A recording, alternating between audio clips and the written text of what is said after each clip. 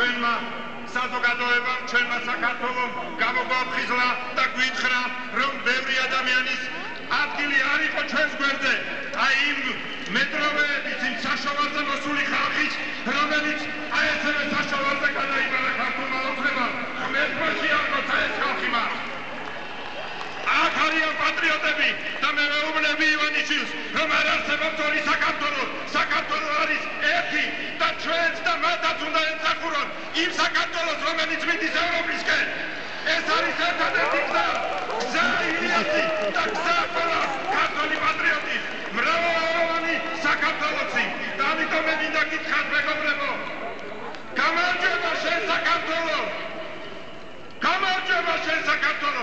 აი ეს არის ის, რაც ჩვენ გაგვაერთიანებს.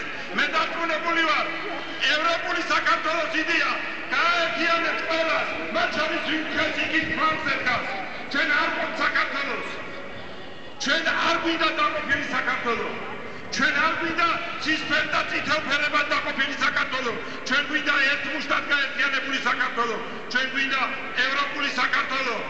ამას ეთქმება ზეპარტიული ყველა ინდივიდების მიერ აი ესე ხელი-ხელ გადაჭაჭული, ერთად შეკრებილი ევროპული საქართველოს იდეა და ეს არის იდეა, რომელსაც ატარებს დღეს გაერთიანებული ოპოზიცია, ეროვნული ოპოზიცია, რომელიც აქამდე სამწუხაროდ ჩვენ რა დაგვიტოვა ჩვენმა წინამორბედმა ამ შემთხვევაში ოპოზიციას გულისხმობს, რომელიც დღეს ხელისუფლებაშია.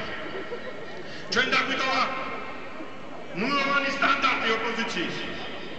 დღეს ოპოზიციას კიდევ უფრო მეტად უჭირს ვიდრე ხელისუფლებას, რომელსაც ჩვენ უნდა გავუვლოთ წითელი ხაზები და უთხრათ, რომ წითელ ხაზებს არ გადავიდნენ და ასევე უთხრათ, რომ ჩვენ არასდროს გადავალთ იმ წითელ ხაზებს, იმიტომ რომ ეს წითელი ხაზები ჩვენი ქვეყნის ინტერესებია, რომელსაც ერთად უნდა ვემსახუროთ.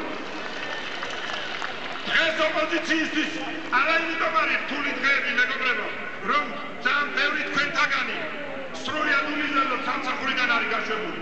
არა იმიტომ, რომ სრულიად უმიზნელოდ გამოგონებული ყალბი ბრალდებები ბევრ თქვენთაგანს დაკითხვაზე დაატარებენ. ჩვენ ამით ვერ შეგვაშინებენ, ჩვენ ამით ვერ დაგვაჩოქებენ. და დღევანდელი დღე იყოს კარგი გაფრთხილება, რომ არ არსებობს ორი საქართველო. საქართველო არის ერთი და ეს უნდა იცოდეს პირველ რიგში მთავრობა, მისი მოვალეობა გაამთლიანოს და არ გათიშოს ერთმანეთსაგან ხალხი.